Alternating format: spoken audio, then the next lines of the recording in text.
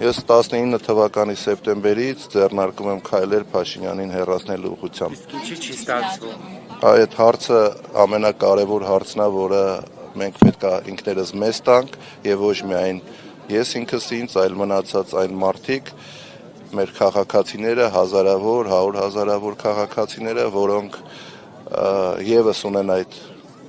նպատակը, բայց ինչ պատճառներով չի ստացվում, պատճառը նա է, որ Փաշինյանը եւ իր իշխանությունը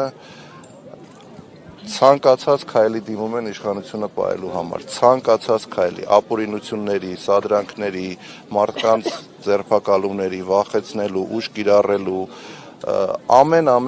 ինչ անում են այս իշխանությունները, որ իշխանությունը հանկարծ չկորցնեն։ Այս մարդիկ իշխանությունը համարում են իրենց անվտանգության երաշխիքը մեկ